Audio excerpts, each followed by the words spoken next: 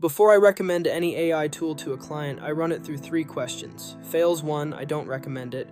Most owners buy tools without asking a single one of these, and most of them could tell you that if you asked them directly. I'm not building this for content. It's the actual filter I use on every recommendation I make in real client work, and I'm giving it to you in full right now so you can run it yourself before your next purchase, instead of finding out the hard way 3 months in, staring at a subscription that never got used. I see the same pattern constantly.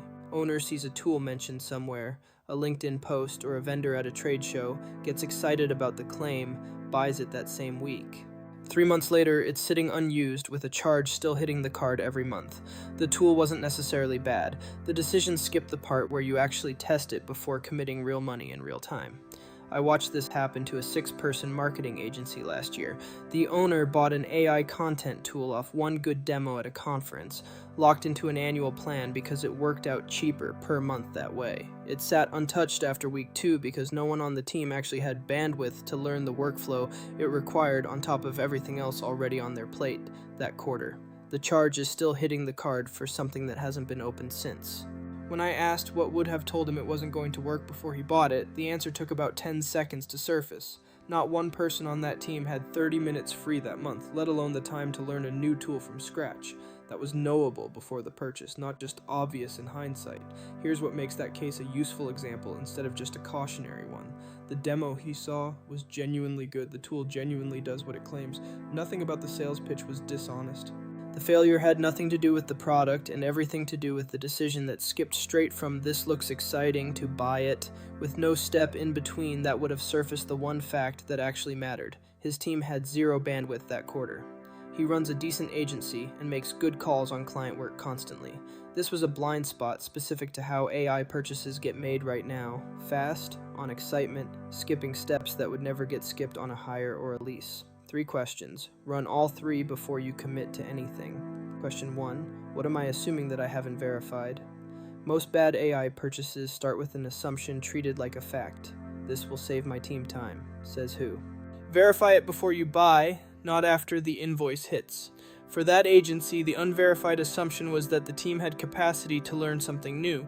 No one checked. Everyone assumed there'd be time somewhere, the same way everyone assumes there's a parking spot until they're circling the block for the 3rd time. Verifying it would have taken 1 conversation. Ask the person who's actually supposed to use the tool whether they have 30 minutes free this week. If the honest answer is no, you already have your answer about the purchase too. Question 2. What's the most likely failure mode? Every tool has one. Maybe it needs technical setup no one on your team can actually do without outside help. Maybe it looks great in a polished demo and falls apart against your real messy, inconsistent data. Maybe, like that agency, it needs time your team doesn't have and never checked for. A demo is built on the vendor's cleanest example, run by someone who's given that exact demo 100 times. Your business is not the vendor's cleanest example. It's messier, it's got exceptions the demo never showed you, and the gap between the demo and your actual Tuesday is exactly where failure modes live. Name the most likely way this fails before you spend $1. If you can't name it, you haven't actually thought it through yet. You've just gotten excited. Question 3. What's the minimum viable test before I commit real resources? The smallest, cheapest version that would tell you whether questions 1 and 2 were right. Run before you're locked into the full rollout or the annual plan. The sales rep swears is technically cheaper per month if you commit for a year. For that agency, the cheap test would have been simple. Give 1 person on the team 30 minutes, unscheduled, and see if they actually used it. If no one on the team could find 30 free minutes for a test, that's the same answer the 12-month contract was about to give him anyway, just a lot more expensive. I run this on every single recommendation I make to a client. It's rarely done because excitement about something new moves faster than the discipline to test it first.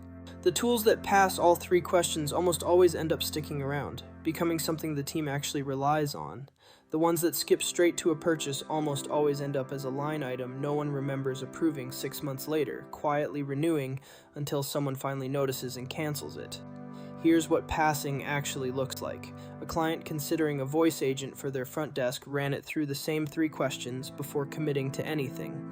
The assumption that missed calls were actually costing real business got verified against 2 weeks of real call logs first, not just a gut feeling. The likely failure mode, an agent that mishandled an unusual request and frustrated a caller, got named up front, with a clear rule for when a call should route straight to a human instead. The cheap test was a 2-week pilot on one phone line before it touched the rest of the business. It passed all 3, and it's still running. That's the entire difference between a tool that sticks and a tool that quietly renews until someone finally cancels it, and the difference cost about 2 weeks and 1 phone line to find out, instead of a year and a contract. 1. Next time something looks exciting, write down the assumption you're making about it before you buy. Can't name the assumption. You're buying on hope, not evidence, and hope doesn't show up on next month's statement. The charge does, every single time, whether the tool ever got used or not. Writing it down takes 90 seconds, and it's the cheapest insurance policy available to you. 2. If you can't describe how this specific tool is most likely to fail in your specific business, you haven't done enough thinking to justify the purchase yet, no matter how good the demo felt in the room or how confident the sales rep sounded. Confidence in the pitch and evidence about your team's actual capacity are 2 completely different things, and only one of them should decide whether you buy. 3. Anything worth buying should survive a small, cheap test before you commit to the full version. A vendor pushing you straight to the annual plan with no test period, no trial, no small commitment option is itself a piece of information worth paying attention to before you sign anything.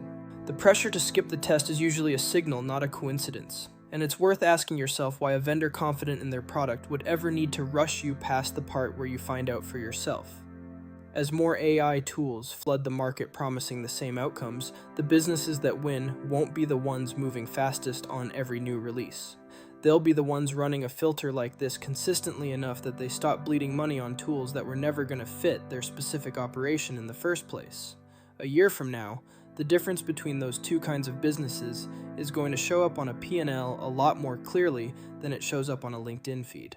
The owners buying fast are going to have a longer list of subscriptions and a shorter list of things that actually changed. If you just ran this filter on your own business and realized you've been buying on excitement instead of evidence, that's exactly what the operational snapshot is built to fix. Free, 30 minutes, link below.